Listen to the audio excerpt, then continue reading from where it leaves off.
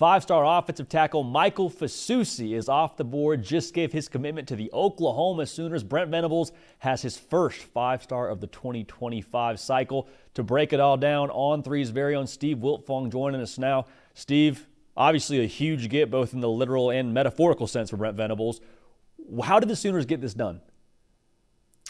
Oklahoma tracking for a fifth straight top 10 recruiting class, JD, as they make this transition to the SEC this year. And they were one of the programs to recruit Michael Fasusi the hardest. How did they get it done? Well, the answer is offensive line coach Bill Bedenbaugh. That relationship between the two, they talk nearly every day. Michael Fasusi's kind of a film junkie, JD. And these two watched film as much as they possibly could. When Bill Bedenbaugh took his visit to Michael Fasusi's high school during the spring, they spent 90 minutes watching film together. On his official visit to Norman, they baked in 3 film sessions during that visit where those guys connected over ball. And he got a great sense for how he would be coached up by Bill Bedenbaugh, his philosophy. That's who he views as the best offensive line coach in college football. He's ready for him to help develop him. It's a huge get for Oklahoma. The strength of this class is the offensive line for the Sooners, as Michael Fasusi joins Ryan Foji, Darius Afalava, and Owen Hollenberg as priority offensive line recruits for the Sooners this cycle. Yeah, Oklahoma stocking up in the trenches. Never a bad move to have some big bodies on the offensive line as you're in the SEC. Steve, I think one part that maybe is as interesting to me as Oklahoma landing him is who they landed him over. I mean, over Texas A&M, and this is a kid who's in the Lone Star State. What does this say about Brent Venables and his presence and Oklahoma's presence in the state of Texas?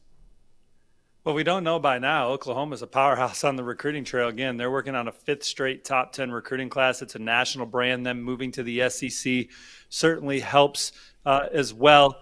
But Michael Fasusi always was high on Oklahoma, even when there was buzz that Texas was maybe the leader in this recruitment.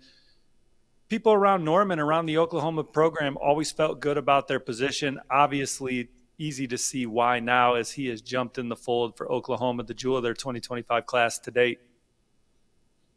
Big get for them, obviously. Like I said, the first 5-star in this cycle for Brent Venables. Steve, it's always good to land a 5-star, but what's next for Oklahoma to try and power towards that top 10 class that you just spoke to?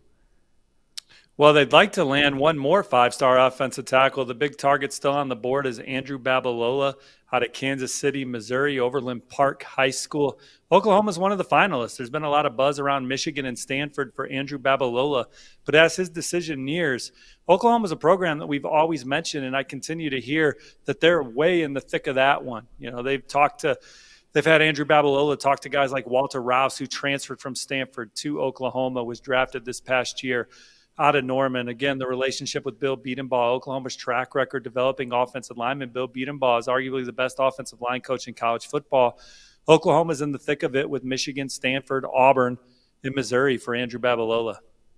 Sooners just continuing to cook on the trail. Again, Michael Fasusi, the first 5-star in this cycle for Brent Venables, stacking the trenches as they move into the SEC. Steve, thanks for your time, as Michael Fasusi is going to be a Sooner.